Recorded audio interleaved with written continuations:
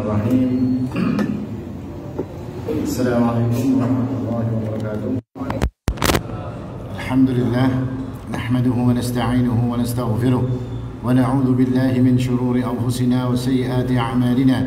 Man yahdihillahu fala mudilla lahu wa man yudlil falan tajida lahu waliyyan murshida. Wa asyhadu an la ilaha illallah wahdahu la syarika lah wa asyhadu anna Muhammadan 'abduhu wa rasuluh. Allahumma salli wa sallim wa barik ala nabiyyina Muhammadin wa ala alihi wa sahbihi wa sallim tasliman mazida. Wa ba'du, ikhwani wa akhwati fid din, azzakumullah. Bapak ibu saudara-saudari sekalian, jamaah salat subuh Masjid Al-Muhajirin yang dimuliakan oleh Allah Subhanahu wa taala. Alhamdulillah, kembali kita bersyukur kepada Allah Subhanahu wa taala atas nikmat yang Allah berikan kepada kita. Setelah kita libur beberapa waktu, hari ini kita mulai lagi kajian di rumah-rumah Allah Subhanahu wa taala. Mudah-mudahan Allah Subhanahu wa taala menjadikan kebaikan bagi pertemuan kita pada hari ini dan akan menjadikan tambahan bagi diri kita untuk mendapatkan ilmu agama yang kemudian dengannya kita bisa beramal untuk mencari keridhaan Allah Subhanahu wa taala. Amin ya rabbal alamin. Ikhwani wa akhwati fid din, azzakumullah.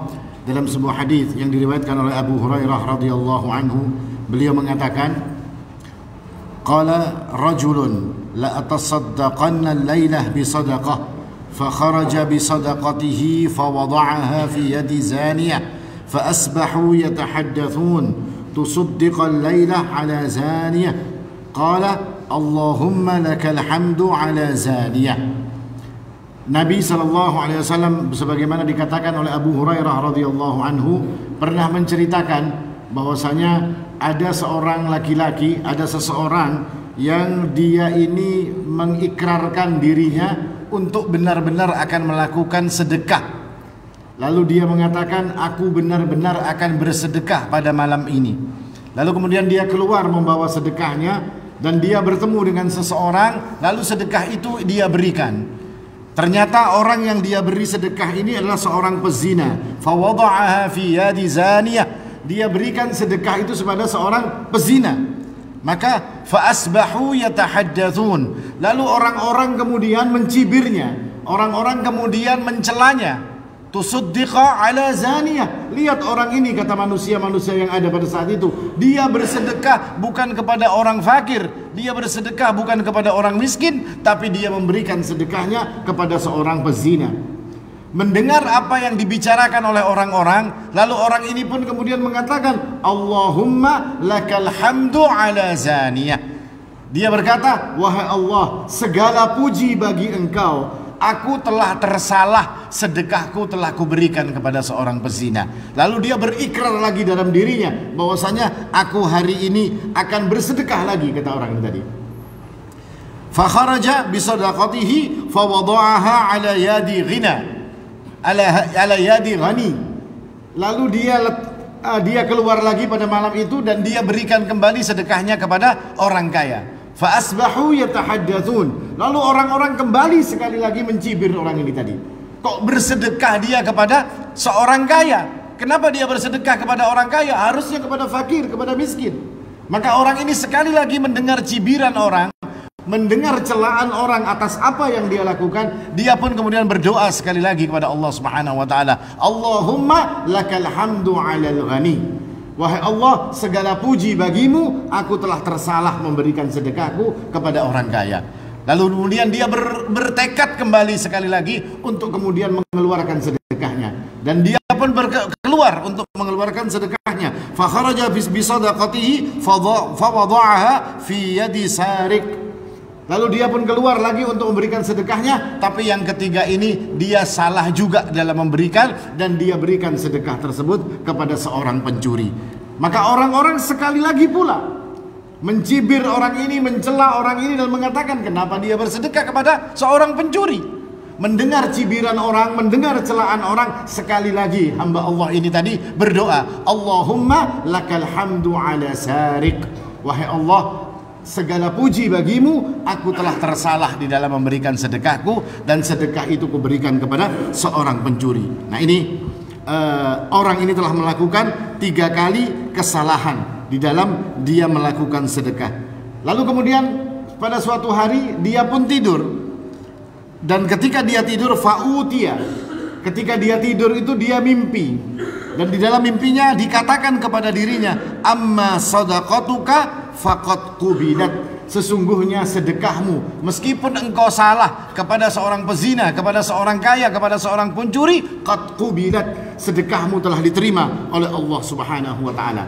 Adapun sedekahmu kepada seorang pezina, fala'allaha yasta'iffu biha an zinaha, kiranya sedekahmu yang engkau berikan kepada seorang pezina tadi itu akan menjadikan dia menjaga dirinya daripada perzinaan. Di sini kita bisa tahu, Pak, kadang-kadang orang yang mencuri, kadang-kadang orang yang berzina, kadang-kadang orang yang berbuat maksiat, sesungguhnya mereka itu perlu bantuan kita. Dia tidak akan mencuri kalau dia cukup. Dia tidak akan berzina, dia tidak akan menjajakan dirinya kalau dirinya itu cukup. Maka ketika ada orang yang mencukupinya seperti ini, salah dalam bersedekah, lalu menjadi seorang pezina ini cukup dengan apa yang perlu dia cari, maka menjadikan dirinya menjaga diri daripada perzinahan. Adapun sedekahnya kepada seorang pencuri, sama juga keadaannya dengan seorang pezina. Bisa jadi seorang pencuri itu mencuri karena dia perlu. Bisa jadi seorang pencuri itu mencuri karena dia harus kasih makan anaknya, harus bayar sekolah anaknya, harus bayar ini, harus bayar itu, dalam keadaan dia tidak mempunyai harta. Maka kemudian dia pun melakukan pencurian. Dan ketika dia diberikan harta oleh orang ini tadi, diberikan sedekah, terjaga dirinya daripada pencurian. Adapun orang kaya tadi yang telah diberikan sedekah oleh orang ini tadi dalam keadaan sedekah yang salah, maka sedekah itu menjadikan orang kaya ini sadar bahwasanya di dalam hartanya, di dalam milik yang dia diberikan oleh Allah Subhanahu wa taala kepada dirinya, ada hak orang lain yang harus dia keluarkan, sebagaimana dicontohkan oleh laki-laki ini tadi. Nah, ini hadis yang disebutkan oleh Nabi sallallahu alaihi wasallam berkaitan dengan orang yang akan melakukan perbuatan baik. Dan dalam hadis ini kita mungkin melihat sesuatu yang seperti janggal. Apa kejanggalannya? Orang ini memuji Allah Subhanahu wa taala ketika dia salah dalam melakukan perbuatan yang harusnya dia tidak lakukan itu. Dia mengatakan, Allahumma lakal hamdu ala zaniyah, Allahumma lakal hamdu ala ghani, Allahumma lakal hamdu ala sariq.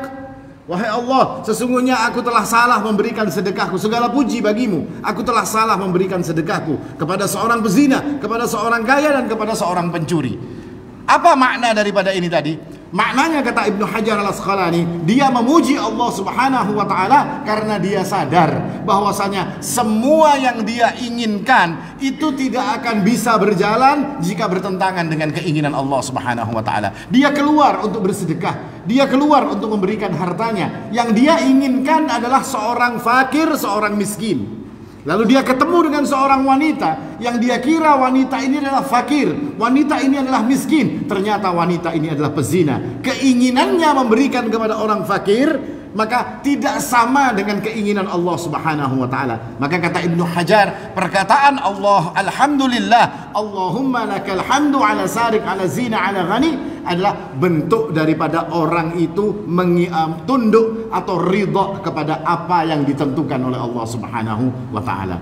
Hikmahnya bagi kita, Pak, kalau kita itu ingin sesuatu, kita ini mengharapkan sesuatu, kita berusaha untuk mendapatkan sesuatu tersebut, akan tetapi kemudian apa yang kita dapatkan ternyata tidak sesuai dengan apa yang kita inginkan.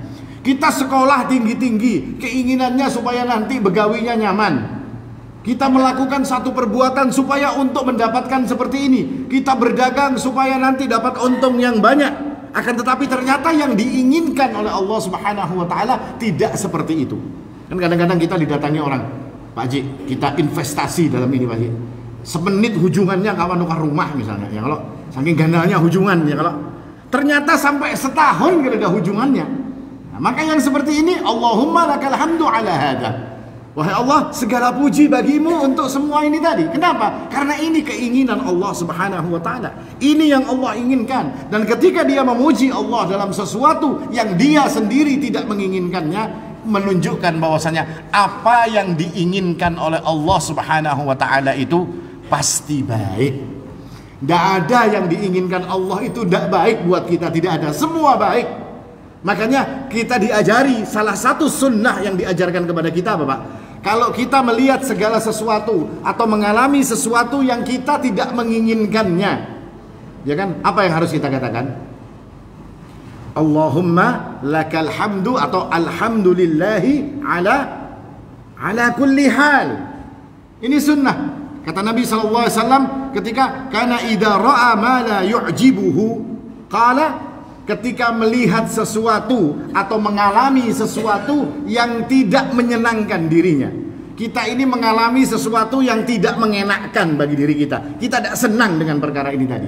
Bukan berarti kita harus mencaci keadaan tersebut. Bukan berarti kita harus mencela Allah Subhanahu wa taala dengan kejadian tersebut. Tidak, karena Allah ketika menjadikan sesuatu ada kebaikan yang kita mungkin tidak tahu. Makanya Nabi mengatakan kalau melihat sesuatu, mengalami sesuatu yang kita tidak menginginkannya, yang kita tidak senang, maka Rasul sallallahu alaihi wasallam mengatakan atau mengajarkan kepada kita alhamdulillahi ala kulli hal, ya kan?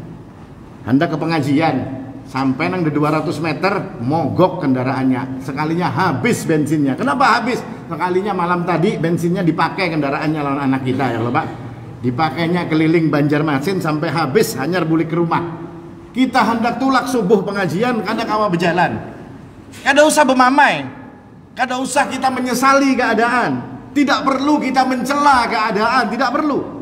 Tapi justru katakan Allahumma lakal hamdu atau alhamdulillah ala kulli hal. Ya kan? Maha terpuji Allah. Segala puji bagi Allah Subhanahu wa taala dalam tiap keadaan. Artinya keadaan itu baik bagi kita, kita katakan alhamdulillah. Keadaan itu jelek bagi kita, kita katakan alhamdulillah. Segala puji bagi Allah Subhanahu wa taala. Kenapa segala puji bagi Allah? Karena di dalam kejelekan tadi yang menurut kita jelek, bisa jadi Allah menyimpan sebuah kebaikan bagi diri kita. Contohnya orang ini tadi, Pak. Ketika dia menganggap bahwasanya sedekah yang dia berikan kepada pezina, kepada pencuri, kepada orang kaya itu tidak diterima oleh Allah. Sakit hatinya. Kecewa dia ketika dia menginginkan bukan untuk ini yang saya inginkan, tapi Allah menjadikan yang jelek bagi dirinya, yang jelek dalam pandangannya sebagai sebuah kebaikan. Pezinanya pensiun jadi seorang pezina. Pencurinya insaf tidak jadi seorang pencuri lagi. Orang kayanya kemudian sadar bahwasanya dari harta kekayaannya ini harus dia berikan kepada orang-orang yang membutuhkan. Itu keinginannya Allah, bukan keinginan kita. Allah yang ingin seperti itu. Kalau kita tidak, kita inginnya, orang tadi inginnya apa? Inginnya diberikan kepada orang yang fakir, ingin diberikan kepada orang yang miskin, ingin diberikan kepada orang yang menurut kacamatanya orang ini berhak untuk diberikan sesuatu harta ini tadi oleh dirinya. Nah ini rahasia ketika Allah Subhanahu wa taala menginginkan sesuatu untuk kita dan ternyata kita menganggap itu jelek, tapi tidak. Allah menjadikan itu sebagai sebuah kebaikan. Urwah bin Zubair, sahabat Nabi SAW, pada suatu hari kakinya terkena satu penyakit. Lalu kemudian tabib mengatakan, ini kaki kamu ini tidak bisa diobati. Obat satu-satunya cuma dipotong, diamputasi. Kalau kita kira-kira diamputasi, aduh, jari kita ya kalau kayak itu, Pak. Iya lah, Pak. Tapi tidak, Urwah bin Zubair, dia mengatakan apa? Alhamdulillah ya Allah. Segala puji bagi engkau wahai Allah. Engkau beri aku 4 anggota badan untuk jalan nih tadi. Engkau kasih aku 2 tangan, engkau beri aku 2 kaki. Engkau punya 4, engkau kasih aku 4. Hari ini engkau ambil 1 wahai Allah, aku masih punya 3. Engkau masih sisakan 3, kata Urwah bin Zubair. Alhamdulillah ala dzalik. Segala puji bagimu wahai Allah untuk satu keputusan ini tadi. Nah ini modelnya orang-orang soleh. Artinya kita belajar mulai yang halus-halus saja ya. Kalau kehilangan duit misalnya, yes, alhamdulillah ala kulli hal, ya kan? Alhamdulillah ala kulli hal. Artinya mungkin ya ada ya sesuatu yang diinginkan oleh Allah Subhanahu wa taala dengan hilangnya duit kita ini, dan kita berharap itu adalah kebaikan-kebaikan bagi diri kita. Ini satu hikmah, satu pelajaran yang bisa kita ambil daripada hadis ini. Hadis yang ini juga bisa menjadikan kita punya pelajaran bahwasanya qabulus sadaqah liman sadaqat niyyatuh. Sedekah itu akan diterima oleh Allah Subhanahu wa taala ketika niat orang itu baik. Niatnya baik, walau lam tuda'is sadaqah fi mawdi'iha. Ya kan? Meskipun sedekah itu tidak dia berikan kepada yang seharusnya. Niat kita ini baik. Saya ini mau nyumbang masjid, ya kan? Kenapa? Supaya orang-orang bisa sholat 5 waktu, supaya orang-orang bisa melaksanakan i'tikaf, supaya orang bisa mengadakan tempat untuk pengajian-pengajian. Disumbanglah masjid tersebut. Ternyata di masjid tersebut digunakan untuk acara-acara yang tidak disyariatkan oleh Allah Subhanahu wa taala dan Rasulnya sallallahu alaihi wasallam. Karena dapat pahala pian kira. Tetap orang ini mendapatkan pahala. Tetap dia mendapatkan kebaikan daripada sumbangan, daripada infak yang dia berikan untuk masjid tersebut. Kenapa? Karena niatnya baik. Niatnya itu benar.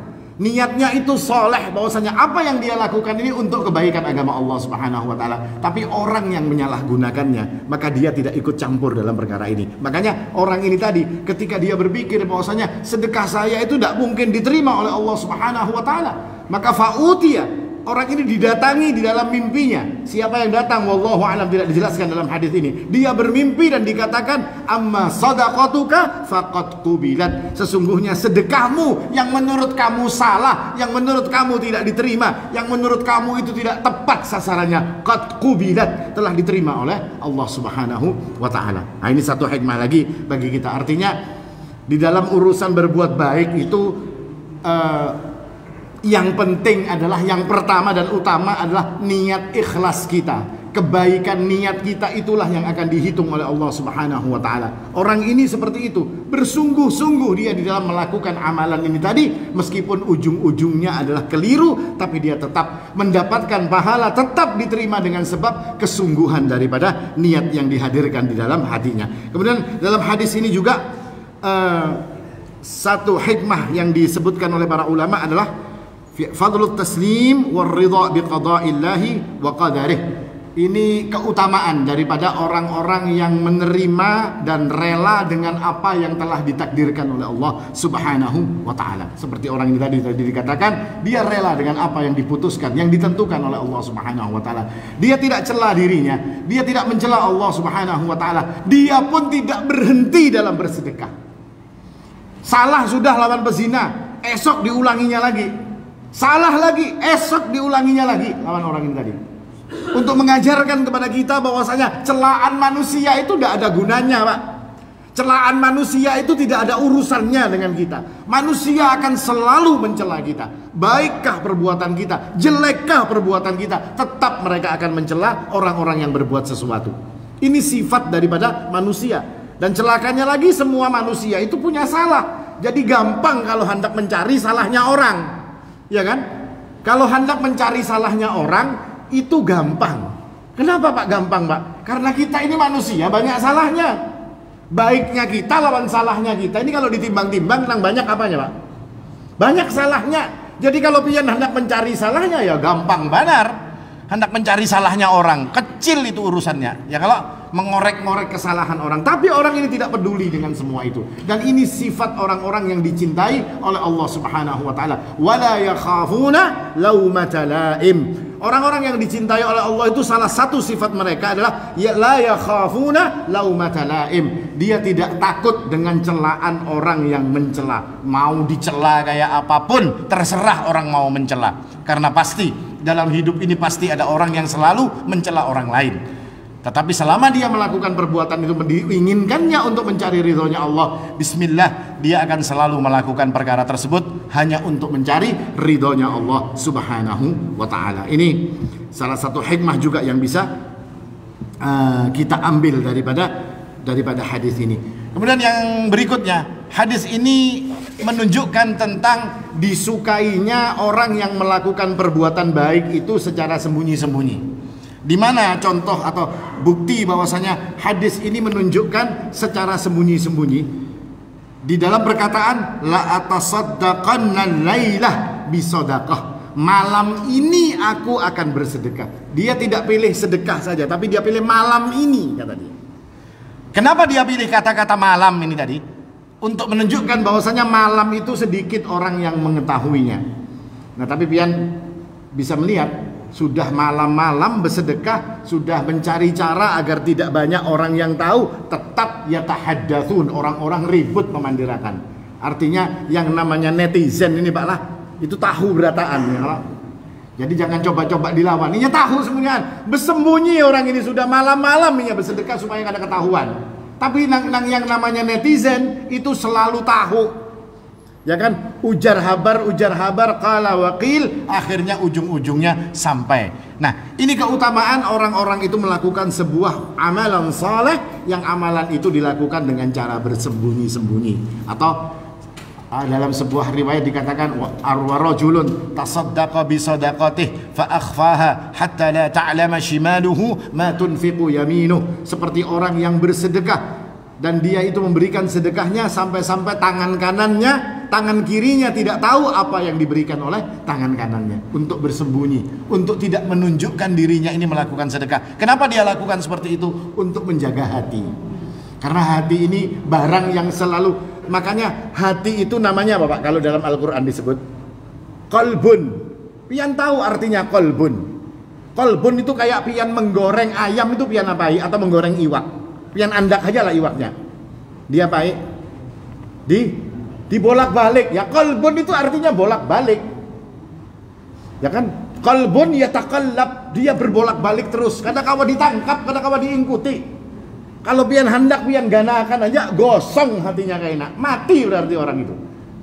Kadang kawa bergarak-garak. Makanya disebut qalbun karena dia yatakallab, dia berubah-ubah. Orang untuk menjaga hatinya terkadang dengan melakukan sesuatu tidak dia tunjukkan kepada orang lain, dan dia pilih untuk mencari atau melakukan hal tersebut di waktu malam. Ini isyarat bahwasanya yang namanya perbuatan baik ketika dilakukan dengan cara sembunyi-sembunyi ini lebih dicintai dan lebih mendapatkan kebaikan di sisi Allah Subhanahu wa taala. Ini salah satu hikmah yang bisa kita ambil daripada hadis ini. Hikmah yang lain, sebetulnya hikmahnya banyak Pak, tapi ini kita cukupkan yang terakhir. Hikmah yang terakhir adalah istadalla ba'du ahli al-ilmi bi hadithil bab ala qabulin wa ijra'iz zakah idza wada'at bi ghairi mawdi'iha.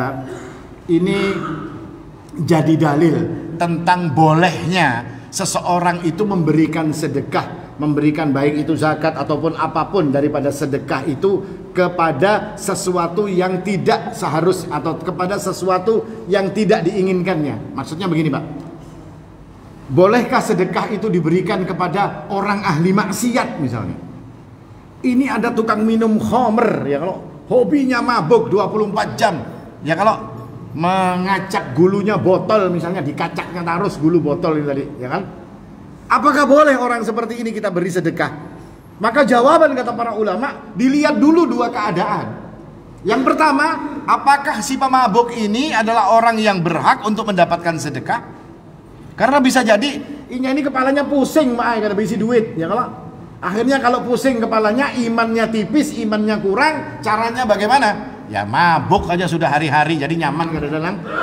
Bininya hendak memamai kadang-kadangaran. Kenapa? Karena ini mabuk. Ya kan? Akhirnya mabuk terus dia hari-hari. Nah, kalau orang ini memang orang yang berhak untuk mendapatkan sedekah atau mendapatkan bantuan dari kita, maka boleh. Dan yang kedua, kita harus bisa memastikan bahwasanya sedekah yang kita berikan kepada orang ini tidak menjadi bantuan bagi dirinya untuk mabuk. Iya kan? Kita beri sedekah, alhamdulillah kawan nukar 2 botol lagi misalnya. Loh, jangan kalau kayak itu Pak. Atau hendak masang togel dan segala macam, jangan. Kalau seperti itu tidak boleh. Tapi kalau di luar daripada itu, misalnya kita tahu ini abahnya hobinya mabuk aja hari-hari, ya kalau tukang mabuk ini si abah, kita lihat anak istrinya ini memerlukan bantuan dari kita, perlu bantuan, maka kita kan punya akal Pak, kada usah dijulung lawan abahnya. Kalau kita takutan duitnya diulah mabuk, atar lawan bininya, berikan berasnya, kasih minyak gorengnya, kasih keperluan untuk mereka ini, langsung berikan kepada anaknya dan kepada istrinya. Kata para ulama, yang seperti ini boleh. Bahkan dalam satu riwayat dari para ulama mengatakan bahwasanya ketika zakat itu pun diberikan kepada orang kafir, meskipun ini jadi satu pertentangan, zakat mal, harta atau zakat fitrah atau apapun daripada bantuan diberikan kepada orang kafir, sebagian ulama itu mengatakan boleh jika orang kafirnya ini memang perlu untuk mendapatkan itu tadi, berhak untuk mendapatkan. Dan yang kedua, orang muslimnya sudah ada lagi yang dijulungi, muslimnya berduit semuanyaan, yang melaratnya orang-orang kafir. Nah ini boleh, selama orang kafir ini bukan termasuk orang-orang kafir yang memusuhi agama Allah Subhanahu wa taala. Karena di zaman Rasul sallallahu alaihi wasallam terkadang orang-orang kafir yang memberikan gangguan, yang ditakutkan orang ini mengganggu kaum muslimin, itu kadang-kadang oleh Nabi dikasih bagian dari rampasan perang, Pak. Supaya apa? Supaya orang ini jadi kada nyaman. Maka kada nyaman mengganggu anak buah Muhammad. Nah, kenapa? Inya memberi seorang diberi oleh Nabi SAW supaya apa? Supaya orang ini kurang gangguannya kepada kaum muslimin. Makanya kan hari ini kan kayak itu kalau Pak. Kalau orang sudah dikasih harta, dikasih duit, dikasih bantuan dengan orang lain, akhirnya kada nyaman lawan orang lain tadi yang memberi ini tadi. Nah, itu sudah sifat manusia seperti itu. Nah, kalau bisa kita melakukan yang seperti ini maka boleh. Tapi secara umum kebanyakan ulama mengatakan kalau syarat-syarat seperti itu tidak ditemukan maka tidak boleh memberikan zakat, memberikan sedekah, memberikan zakat mal kepada orang-orang kafir. Ini dilarang oleh para ulama. Nah, ini beberapa hikmah yang bisa kita mengambil. Intinya dari hal ini tadi, ini kita bisa menjadikan sebagai satu acuan bagi diri kita bahwasanya setiap perbuatan manusia itu yang jadi ukurannya itu adalah Allah Subhanahu wa taala. Karena terkadang manusia itu punya ukuran yang ukurannya beda dengan ukuran Allah Subhanahu wa taala. Dan juga dari hadis ini, seseorang itu ketika menunjukkan sesuatu, mengajarkan kepada orang lain sesuatu, meskipun dia tidak mengatakan, dia tidak bilang kepada orang ini tadi, pian ulun ajari lah, kada usah kepada kayak itu. Namanya dakwah bil hal, dakwah dengan perbuatan.